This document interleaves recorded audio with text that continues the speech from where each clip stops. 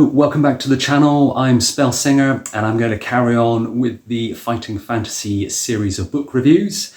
This next one is the Citadel of Chaos, and if you saw my last video, I'm going to run it the same kind of way. So we'll touch on the title and book number, and then I'll have a quick look at the blurb, read that out so you can get an idea about what happens in this one. Then we'll talk about the plot of this particular book, and look at the game mechanics and maybe take a look at the adventure sheet and see how that one differs from the last. Then I'll run the artwork through the video as well, so you can get a look at what kind of things Russ Nicholson was up to.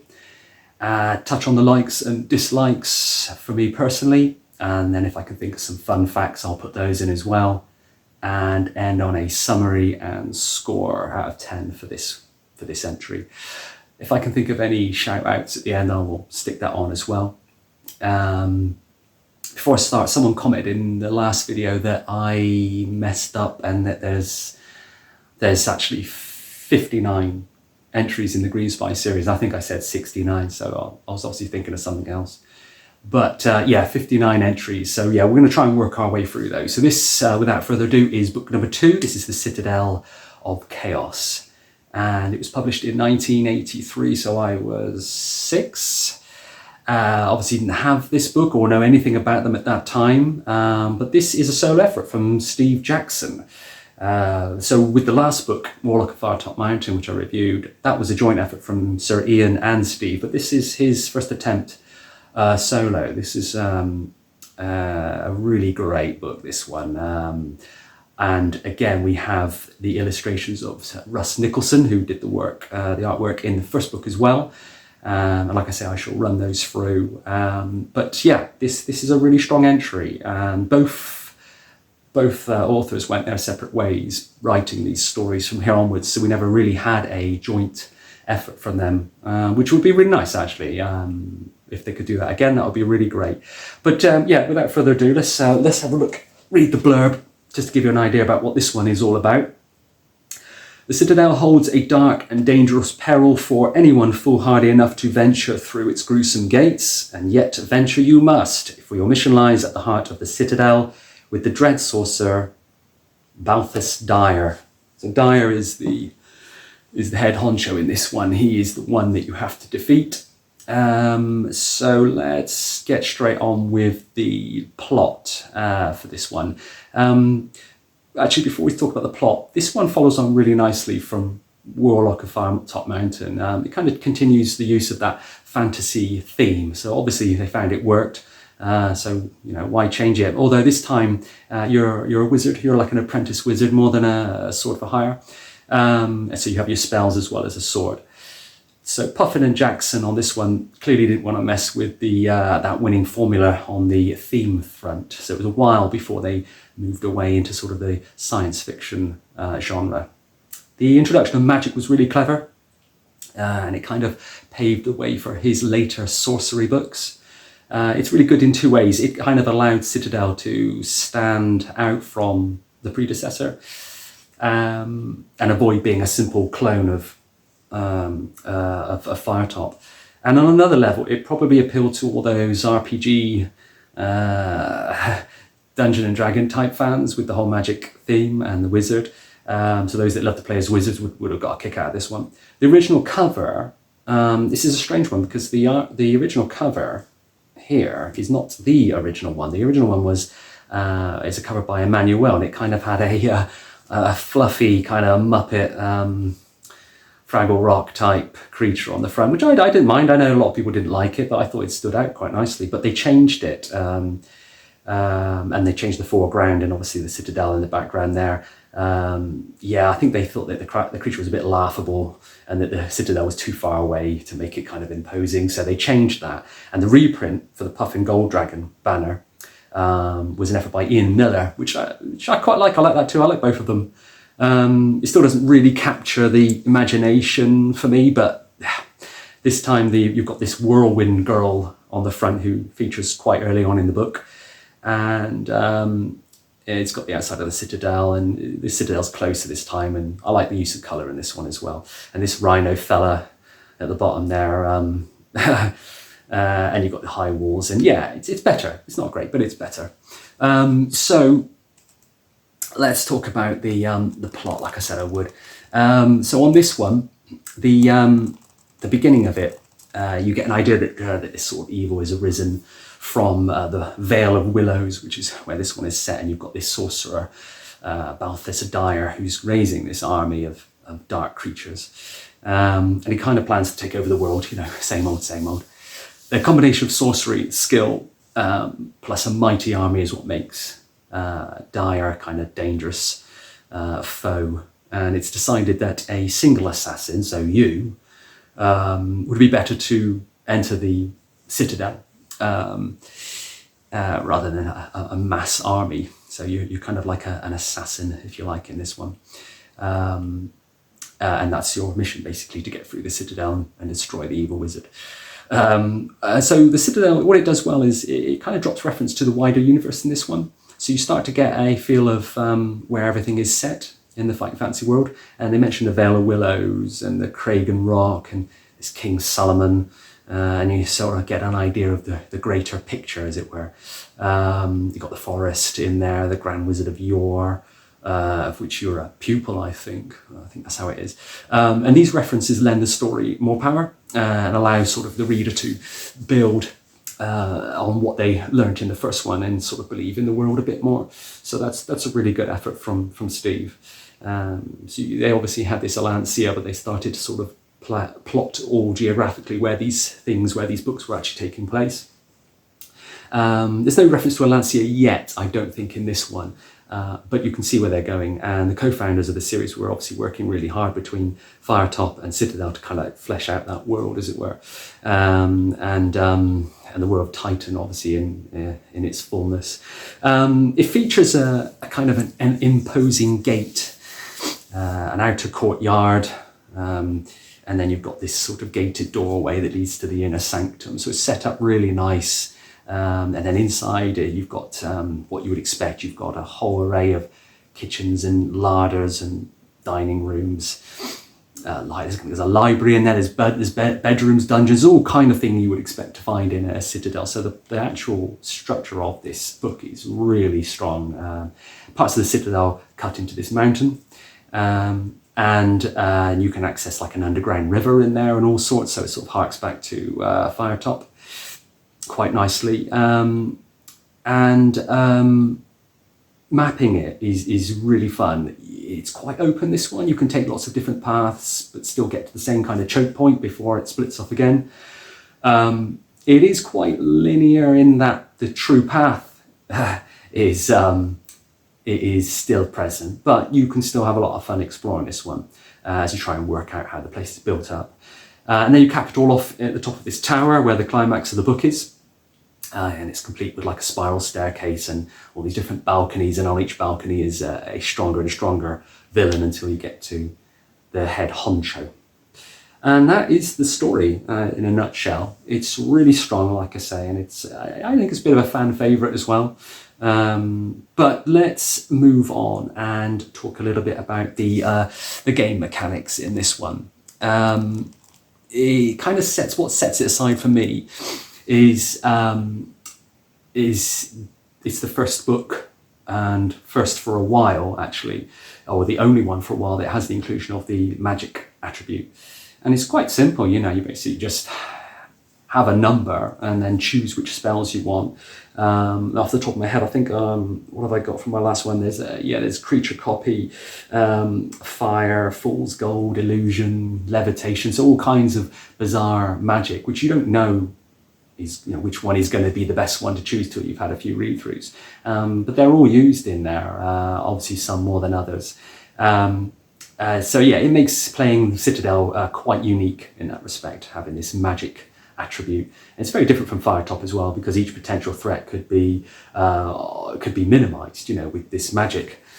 So you've got for example, you've got a weakness or a strength spell for, just as an example, or you can fully avoid the battle altogether using magic. So I think for this one, that statement where they say, regardless of your initial dice roll, you should be able to complete this book. I think this is like the one time that actually rings true, because the magic actually allows you to avoid a lot of the nasty battles in this one. So if you did get a really naff skill, stamina, and luck score, you could potentially still win this if you rolled well on your magic and chose the right spell. So that's quite nice, you know, for a change, because a lot of the times that was a blatant lie and not that accurate either. Let's have a look at the adventure sheet. So this one is more or less the same as the last, except obviously, as I mentioned, it has the magic attribute. And as you can see, you've got the usual gold items of carried equipment, and you've got your skill, stamina, and luck in the normal way. So yeah, no real difference in this one, except for the magic spells, which is the thing that really drives this book for me. Otherwise, no real change on that adventure sheet. The artwork on this one, like I say, Russ Nicholson is back, and he's done a great job again with his highly detailed artwork. And for me, the artwork kind of featured in Citadel was I think it's a higher standard than Warlock. Some of the pictures, I mean, some of them really stick in my mind from back in the 80s when I obviously first started reading this book. But the standard seems to have gone up a little bit. And whilst the style and artist are the same, I find the subjects of each illustration to be sort of a bit more engaging. And he really gives you the feel that you're inside that citadel, in those corridors and facing these creatures. There's I think notable mentions go to the that misshapen butler that opens the door as you go in, and then you've got the gargoyle in there, you've got the wheelies, the hydra, the gark, and then you've got Dire himself, all really nicely depicted. I'll put some of them up as I go through. And then you've got the dining hall, which kind of imparts great depth, you know, throughout the use of the elongated dining room table as well. And I think I like about 90% of that rhino man, but I always thought I'd put it up, but the legs kind of look a little bit odd and all out of proportion, which I think is like good. It kind of sort of is a nod to his style, really. I kind of like that out of proportion look that he gives. Does that really well. There is one really bizarre picture, which is this one here, and it depicts some kind of baby orcs, which you go into this room and you get the option to kill them, and it's like, that's a bit weird. I mean, since when are we like slaying baby orcs? Okay, they're orcs, but they're babies, and they actually get the option to kill them. And I don't think anything really progresses from that, but the option's there, so yeah, kill away. So some of the likes and dislikes on this one, I really liked the magic, and like I say, you kind of got a feel that he was testing the water a little bit for his sorcery epic, which we'll look at later on. His sorcery series is outstanding, and I think what he did is he had the magic element in this, and then obviously made it a lot better for the sorcery series. But this one is good because it's simple, and it gets used a lot. So that's one of my top likes about this one. The only thing I wasn't too keen on is the book plays through structurally quite open world, and you can explore a lot, like I mentioned, but you only have that one set route if you want to finish it properly. There is literally a very linear path. It branches off and you can explore, but if you want to finish it, and you can finish it really quickly with minimal battles, but you've got to take this one route because of the essential items in this book. I don't mind. I mean, it's quite a weak dislike, but it's the only thing I could think of, to be honest, because it's such a great book that that really is the only thing for me. I know that when I go back to reread this book, that I've got to take that path if I want to finish it, so I'll probably just wander around for a bit and have a bit of fun instead. Fun facts on this one. This game book, I think it's deemed by many fans to be one of the fighting fantasy game books, if not the only one, that offers the chance of completing the book with the weakest character. So if you did have that skill 7, stamina 14, luck 7, you could probably still do it. If it's like, with Steve Jackson's statement in the rules, like I talked about. So I quite like that. But yeah, I'm pretty sure this, out of all the books I've read most and finished most, this is one where you can do it with minimal stats. Okay, let's have a summary of this one. This one, Citadel, is a marked improvement, I think, over Firetop Mountain, thanks to its design mostly, which requires sort of careful mapping, which is also good fun, and a very real sense of danger throughout the story as well. Right from the start, the theme of the mission, you're sent in as an assassin to kill off this demi-sorcerer, and then so you've got excitement right from the get-go. There's a total of, I think, 19 instant deaths in this one, which is quite a lot for Steve. He tends to give you advance warning when you have these instant deaths in his books, as opposed to Ian, where you literally have a east or west, and if you go east, you die type. Yeah, 19, so quite a lot, but you get the warnings, so they're quite tricky. There's multiple threats in the tower, in the Citadel, so you get lots of like mini climaxes before the big battle, which is quite challenging in its own right. The improved storyline and the inclusion of facts and details about the wider world of Alancia is really nice, and it helps kind of make sense of the plot as well, and makes it a little bit more believable. And to top it off, the battle against Balthus Dire is extremely detailed, offering a lot more options and surprises and varied ways to die. So instead of just rolling those dice in turn until one of you is dead, you'll do that for a bit, and then you'll get some options about what you might want to do, and then you might carry on fighting for a bit, and then another couple of options, which is a really nice thing. They did do that against the final villain in Warlock, but this is just fleshed out nicely and a little bit better. He's quite difficult to beat, the villain, Balthus Dire, which can be a bit frustrating for first readers, but it does make your final success all the more satisfying, as always. Bit like Firetop, the creatures that are featured in Citadel, they're fairly standard fantasy issue beasts. There's some original creatures in there that are worth mentioning that must be from Steve's mind. They got the Ganges here, yeah, they're quite interesting. And you've got the wheelies, perhaps most notable because they're quite laughable. But with the illustration, they've got their like four-handed knife-wielding cookie-shaped creature. So yeah, it kind of sticks in your memory a bit. And then you've got the Gark that I also mentioned earlier, which is like that supposedly half goblin, half giant monster. What sticks out for me with the creatures of Citadel are the mythological references that begin in Firetop Mountain. There we had the Cyclops and the Minotaur, if you remember, and here we have the Gargoyle and the Hydra. So in addition to the use of the Golden Fleece, which is obviously Jason the Argonauts, it kind of harks back to that kind of mythological, it borrows a lot from the mythological side. I really thought that was a nice touch, because you could kind of, you're in the fantasy world, but you can kind of relate to it at the same time. So I thought that was really great. All in all, a really strong entry from Steve, and like I mentioned, one of the favourites. So if I was going to give this a score out of 10, I would have to say that it's on a par with the first one. So it would only be fair to give that a strong 7 out of 10. It's really great. It's a lot of fun. It's highly replayable. So it's got that kind of lastability. And